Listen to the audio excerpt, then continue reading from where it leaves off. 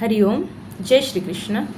मी सौ गौरी परशुराम मेत्री गीता ऑलिम्पियाड 2025 करिता अध्याय 12 म्हणत आहे. ओम श्री परमात्मने नमः. श्रीमद्भगवद्गीता अथ 12.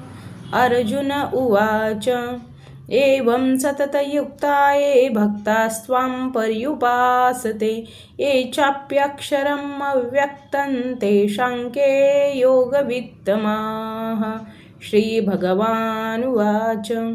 मय्यावेश्य मनो ये मां नित्ययुक्ता उपासते श्रद्धया परयोपेतास्ते मे युक्ततमा मताः.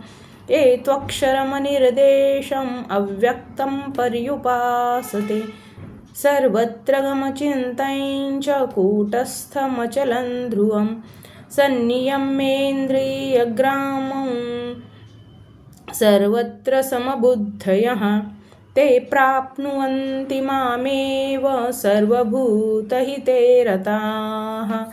क्लेशोऽधिकतरस्तेषाम् अव्यक्तासक्तचेतसाम् अव्यक्ता हि गतिर्दुःखं देहवद्भिरवाप्यते.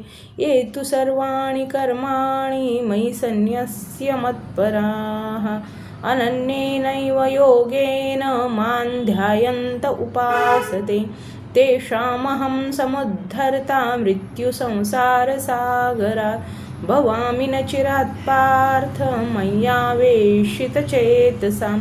मय्येव मन आधत्स्व मयि बुद्धिं निवेशय. निवशिष्यसि मय्येव अथ ऊर्ध्वन्न संशयः. अथ चित्तं समाधातुं न शक्नोषि मयि स्थिरम्. अभ्यासयोगेन ततो मामिच्छाप्तुं धनञ्जय. अभ्यासेऽप्यसमर्थोऽसि मत्कर्म परमो भव. मदर्थमपि कर्माणि कुर्वन् सिद्धिमवाप्स्यसि. अथैतदप्यशक्तोऽसि कर्तुम् मद्योगमाश्रितः. सर्वकर्मफलत्यागं ततः कुरु यतात्मवान्. श्रेयो हि ज्ञानमभ्यासात् ज्ञानध्यानविशिष्यते.